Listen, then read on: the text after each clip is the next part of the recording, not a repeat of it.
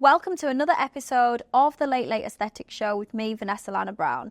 Today we're going to be covering regulation in the aesthetic medicine industry within the UK. So I've received a few comments recently and a few DMs from my latest Sunday Express article, which actually there's been two now. One was about me calling the new government for, to regulate the industry that I'm so passionate about. And the second one was the second article, the link is in my bio, was about doctors supporting me on this regulation campaign. So a few of you have actually asked me questions about the regulation, and I'm going to go through the questions and I'm going to answer them as best as I can using my expert opinion. So one question is, are aesthetic treatments actually regulated, and how do I know I'm in safe hands? So currently the UK is the only country globally that does not regulate the medical aesthetics industry. So what that means is that technically, anybody can be performing injectable treatments on you. They can be performing chemical peels on you. It doesn't necessarily matter.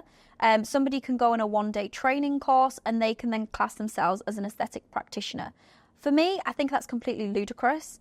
I personally think that you need to have a strong understanding of anatomy and physiology in order to carry out anything, whether it's an injectable or something that's completely non-invasive, such as a chemical peel. So to answer that question, no, they are not regulated in the UK at present. I would love the government to regulate the industry.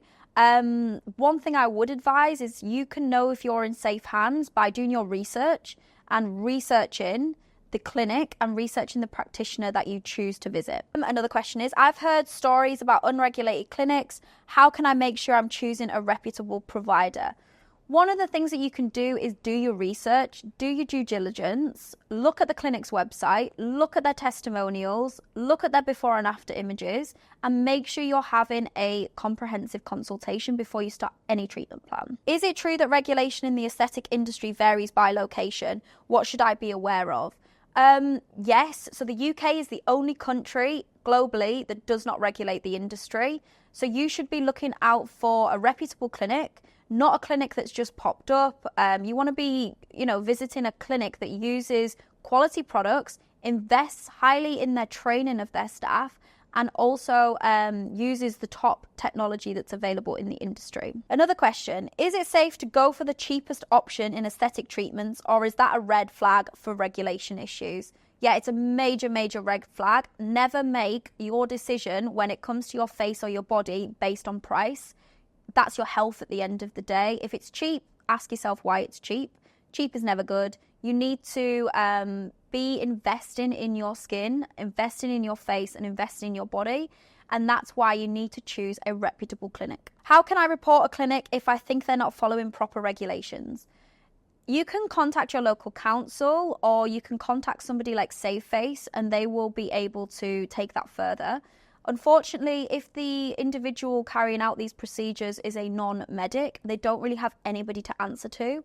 So there's less consequences for a non-medic than there is for a medically qualified practitioner. What are the risks of getting treatments in places with less regulation?